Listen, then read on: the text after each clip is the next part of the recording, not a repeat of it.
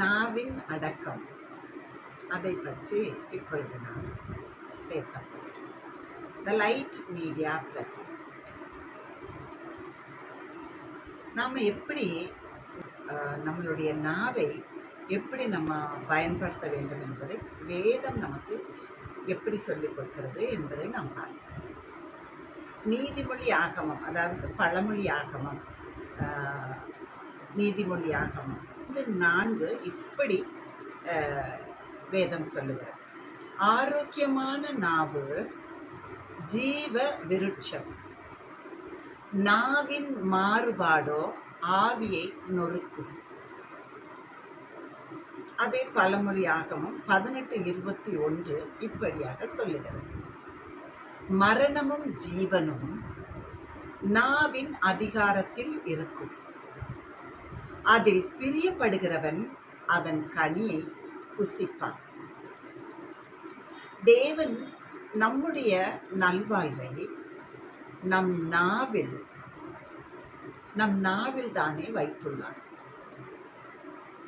நாம் நினைப்பதையே நம் நாவு பேசுகிறது.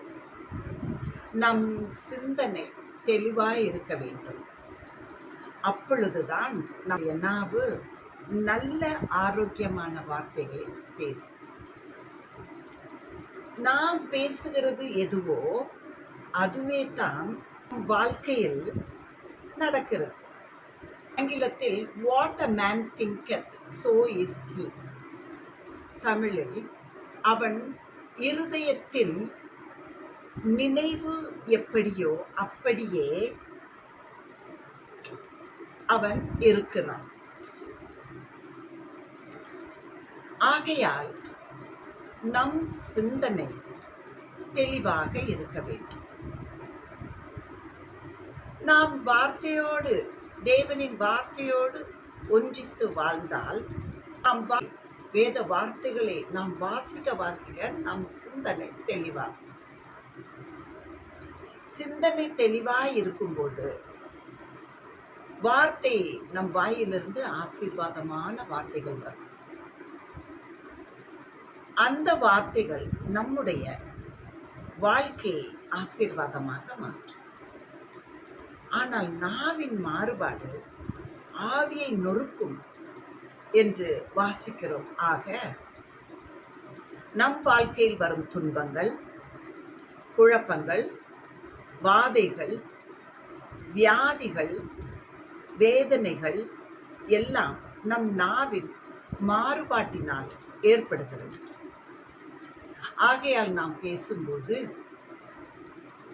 மிகவும் கவனமாக பேச வேண்டும். கர்த்தருடைய வார்த்தைகளை அதிகமாய் வாசிப்பவர்களுக்கு இது மிகவும் எளிதாக உள்ளது. ஆவியானவருடைய வழி நடத்துதல் இத்தகைய தவறு நடக்காதபடி நம் நாவை ஆவியானவர் தாமும் காத்துக்கொள்ளும். நாம் தேவனை சார்ந்து வாழும்போது அவர் ஆவியானவருடைய வழி நடத்துதல் நம்மை மிகவும் கவனமாக இருக்க செய்வார். ஏனென்றால் யாக்கோபு 3 இப்படியாக சொல்லுகிறது. நாவை அடக்க ஒரு மனுஷனாலும் கூடாது, அது அடங்காத பொல்லாங்கு உள்ளது, சாவுக்கு ஏதுவான விஷயம் நிறைந்தது. அதனாலே நாம் தேவனாகிய பிதாவை துதிக்கிறோம், தேவனின் சாயலில் உண்டாக்கப்பட்ட மனிதரை நாம் சபிக்கிறோம். துதித்தலும் சபித்தலும் ஒரே வாயிலிருந்து புறப்படுகிறது. என் சகோதரிகளே, இப்படி இருத்தலாகாது. ஒரே ஊற்றுக்கண்ணிலிருந்து தித்திப்பும் கசப்புமான தண்ணீர் சுரக்குமா? என் சகோதரரே, அத்திமரம் ஒழிவ பழங்களையும் திராட்சை செடி அத்தி பழங்களையும் கொடுக்குமா? அப்படியே உவர்ப்பான நீரூற்று தித்திப்பான ஜலத்தை கொடுக்க மாட்டார். நமக்கு தேவன் அவரை துதிக்கவும் ஆசீர்வாதமான வார்த்தைகளை பேசவும் மட்டுமே நமக்கு நாவை கொடுத்திருக்கிறார். பிறரை பற்றி இகழ்ந்து பேசுவது, அசுத்தமான வார்த்தைகளை பேசுவது, இரட்டை வார்த்தைகளால் பிறரை நாம் கேலி செய்வது போன்ற சத்துருக்களின் செய்கைகளை நாம் விலக்கி தேவன் நமக்கு கொடுத்த ஆசீர்வாதமான வாழ்க்கையை இயேசு கிறிஸ்துவின் வல்லமையுள்ள கிருபையினால் நாம் வாழ கற்றுக்கொள்வோம். நம்முடைய நாவு நல்ல வார்த்தைகளிலே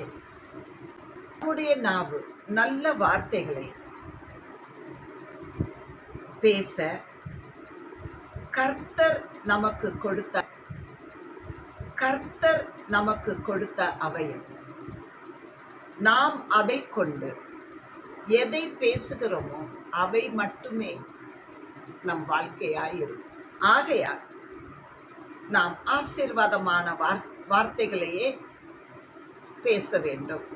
நாம் மிகவும் கவனமாக நம் நாவை காத்து கொள்ள வேண்டும். நாம் ஆசீர்வாதமான வார்த்தைகள் என்றால் நாம் இப்படி ஆசீர்வாதமான வார்த்தைகளை நாம் பேசுவோம். நான் ஆசீர்வாதமாய் இருக்கிறேன், என் பிள்ளைகள் ஆசீர்வாதமாய் இருப்பார்கள், என் குடும்பம் ஆசீர்வாதமாய் இருக்கும், ஜீவனுள்ள தேவனின் ஆவியானவர் எனக்குள் இருக்கிறார், பரிபூரணத்தின் தேவன் எனக்குள்ளே இருக்கிறார், ஆகையால் எனக்கு ஒரு குறைவும் கிடையாது, நிறைவானவர் எனக்குள்ளே இருப்பதால் என் குறைவுகள் நிறைவாய் மாறும். எனக்கு வியாதி இல்லை, எனக்கு வேதனை இல்லை, எனக்கு சோதனை இல்லை, எனக்கு சமாதானம் உண்டு, எனக்கு சந்தோஷம் உண்டு. கர்த்தர் நல்லவர், அவர் கிருபை என்றும் உள்ளது. நான் கர்த்தரால் ஆசீர்வதிக்கப்பட்டவள். என் பிள்ளைகளின் சமாதானம் பெரிதாயிருக்கும். என் பிள்ளைகள் வாழ்ந்திருப்பார்கள், என் பிள்ளைகள் சுகித்திருப்பார்கள், என் பிள்ளைகள் கர்த்தரால் போதிக்கப்பட்டிருப்பார்கள், என் பிள்ளைகளின் சுகவாழ்வு பெரிதாயிருக்கும், என் கடன்கள் எல்லாம் தீரும், நான் கடன் வாங்க மாட்டேன், நான் கடன் கொடுக்கிறவளாய் இருப்பேன், இயேசு கிறிஸ்துவின் வல்லமையுள்ள கிருபையினால் நான் தலையாயிருப்பேன், நான் வாளாக மாட்டேன். இப்படி போன்ற ஆசீர்வாத வார்த்தைகளை நாம் பேசுவோமானால் இயேசு கிறிஸ்துவை நமக்குள்ளே தந்திருக்கிற தேவன் பரிபூரணத்தை நமக்குள் வைத்திருக்கிறார். ஆகையால் நம் சுகமான வாழ்வு நம் நாவில் தான் உள்ளது, வேறு எங்கும் இல்லை. மீண்டும் அடுத்த வீடியோவில் சந்திப்போம். அதுவரை வணக்கம் கூறி விடை பெறுவது இன்சா.